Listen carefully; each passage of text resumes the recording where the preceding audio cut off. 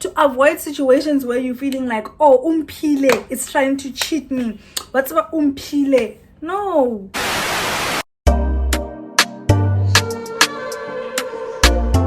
Hey guys, what's pop? What's popping, gang? Welcome back to my channel. It's your girl omphile, back at it with yet another video. If you're new here, welcome, and if you're a returning subscriber, you know what it is, you know what I do. So in today's video, we are going to be talking about the fact that China is not that cheap. Okay, China isn't that cheap, guys. It is actually quite expensive, especially for those that are living in China. That's what we're going to be talking about. Please remember to hit that subscribe button, like, comment, and share with everyone. Share with everyone, darling, please. Pretty, please. Okay, number one, guys, let me tell you, China is not cheap. I said this and I'm going to keep on saying it throughout the video. China is not cheap. Okay, number one, I feel like the standard of living in China is pretty high, guys. It's pretty high for those that are here, you know. It's like when you're walking in a store and you look at the price of something and then you're comparing it to the price of something else at home, you realize that Jesus is Lord. You know, let's just say, for example, like in Miniso, when I walk into Miniso and I want to buy maybe, let's say, a pair of slippers, right? It'll maybe say there like the pair of slippers is like maybe 15 yuan, right? And then when I convert that price, maybe 15 yuan in South Africa, normally it's around maximum, let's just say 35 rands. And can you see that the price is actually kind of the same? It's not exactly cheaper, it's not exactly more expensive, but it's quite the same, right? There's certain things like electricity. For me personally, living in an apartment, electricity is quite expensive. Things like food are what I think sometimes can be reasonable. The only problem that I have is that I feel like this side, it's always better to buy weekly rather than monthly, which can be costly. Okay, when you're buying in bulk, things just are a bit cheaper, and also you get to budget better rather than when you're buying weekly, which I feel that it's better to do this side because I don't know, it's just a kind of like a system that just falls into place, I guess. But there are, of course, like stable foods that you can like buy in bulk, but things like, for example, your vegetables and like snacks and all of that, you'll probably buying weekly. For example, at home, like my mom can just buy like a whole sack of potatoes that will last her like an entire month, or other types of vegetables, whereas this side I find myself having to buy all of that weekly, and I must say it can be quite costly. People that like sending other people to get them stuff in China, guys, let me tell you, let me remind you of something, guys. Not all of us live in Guangzhou. Not all of us live in you, okay? Some of us live in places where if you're going to send me to buy you something here in China, maybe in bulk, I would probably, chances are I'd probably have to travel by plane or flight to another city, get a hotel just so that I can purchase those things for you, right? Assuming that you're buying in a large quantity. Personally, and the people that are around me, if we're giving you a price for something, guys, we're not making these prices up. I'm including my time. Let's start there. My time, traveling costs, hotel, etc., right? Converting the money, interest rates, shipping. Don't just be thinking that when you're sending me money, you're just sending money for buying and for shipping, as if it's like so direct like that. There's a lot that has to go into it. You have to look for the people. Like, you can be walking around, obviously not everybody that you meet is going to sell you like proper stuff. So what we try to do is we go around talking to different people and find out which one of these people can sell you better products. Does that make sense? If you want better quality, the prices are higher. Here in China, most of us that live in China, we probably use Taobao or so, right, to buy stuff. When you log into your Taobao, let's just say, for example, you're looking for a t-shirt.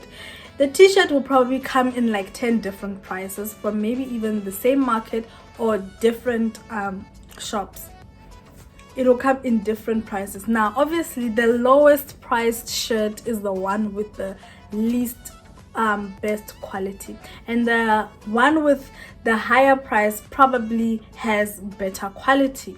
Now, you as a consumer, when you want me to buy you something and I give you your options, okay, don't now make it seem as if I am being ridiculous while I know what is going on. When I'm telling you that, oh my gosh, this shirt is 20 yuan, right, and you convert that, and then you're like, oh my gosh, 50 rands for just this shirt. Mind you, I haven't even inserted my traveling costs, the interest rates, this, that, just the mere price of the shirt. So things like, for example, gadgets. Sometimes I feel that it's always better to buy your gadgets in your country, because, like, for example, iPhone in China is expensive, guys. The original, the real one. I'm not talking about second hand or this, that. I'm talking about the real one. It's not cheap, you know. And sometimes when people are asking me, like, I want a phone there, or I want this, or I want this gadget, and I give them the price that is set from my side, and I'm like, convert that money. Because normally what I do is I just tell the person, this is the price. I look up the price, this is the price, and I tell them, convert that for yourself. I don't want people now thinking that, oh, maybe I'm stealing from them or that I'm looking for more. I ask them to convert that money for themselves so that they can see the actual price. Then when the person has decided, no, actually, I actually don't mind this price, that's when now I start saying, okay, when you're sending me money, there's interest rates. I don't want now, when you're sending me money, my money must be getting chopped up in the bank. No, you must send your interest rates. You must, the conversion rate for that day. You must know for the price for that day. Don't be coming here with yesterday's prices, because then it will be chopping up my money. What I look like? Shipping is also another thing, right? It's also costly on its own, and sometimes you might need to pay customs, maybe from this side, maybe from that side, right? But if they do ask you to pay for customs or whatever, then I'm gonna call you and be like, babe, they want you to pay this, that. Don't expect that I should do it with my money. No, it doesn't work like that. Traveling costs. Now when I'll be traveling now, I'll be walking around, I'll be tired, it'll be hot, it'll be cold, I don't know, right? That's my time that I could have been using to do something else, and now I'm running around looking for this thing for you. Can you please not complain about the price when I give it to you? Is that okay with you? And another thing that is quite disturbing, people that will ask you a question like, oh, how much is the hair that side? Then I'll be like, oh, the hair is maybe 500 yuan, right? Maybe let's just say Brazilian long one, etc. That's standard Brazilian price. Then they convert the money, right?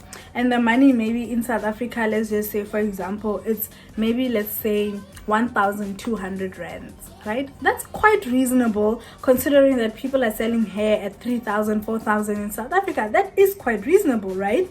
Okay, fine. So the hair is 1,000. Now you come to me, oh, hey, can I send you 1,200? Hey, babe, have you forgotten about the interest rates, the traveling costs, the shipping? Have you forgotten about all of that? Then I say, oh no, but this is how it's gonna go, this is that. And then you come to me and say, oh, but Ubanban said that it's this. Whoever said that it's done like this. Whoever said this, then go to whoever and tell them to buy for you. What are you doing here?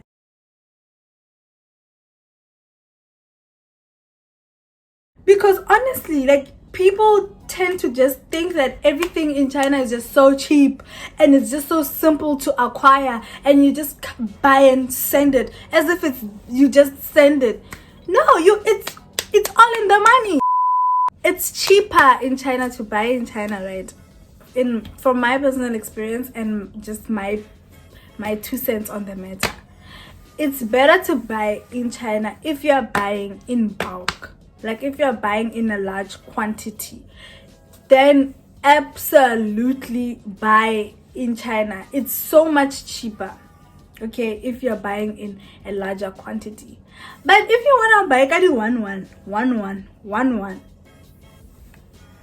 it's not that cheap. And also, I feel like that's why we have so many online stores and this and that, because it allows people the chance to buy for themselves and to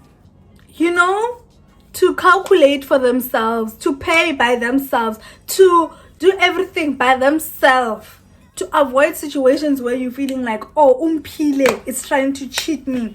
What's what umphile? No, guys.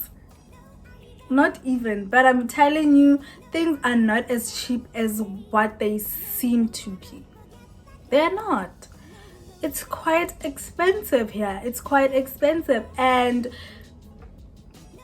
it's so easy for money to be child. I even feel like when I'm in China, I spend so much money than when I'm at home. Like, when I'm at home, honestly, my budget is better, my savings is better, I just spend money much better than when I'm in China, guys. Money flies. It flies. It flies. And if I tell you 70%, no, 80% of my money goes towards food, guys, because it's expensive and it just flies. Please do not assume that because we are in China that everything is cheap. No, it's not. It's not. Trust me, it's not. And of course, yes, there's some people that will try to cheat you and steal from you. But from people like me who are honestly not trying to do any of that, if I tell you that something is this much, please believe me. Or don't even come to me. If you feel like maybe you've gotten better information from somewhere else, it's okay. I understand, But yes, that's what I wanted to talk about. Thank you so much, guys, for tuning in and watching my video. See you guys next time.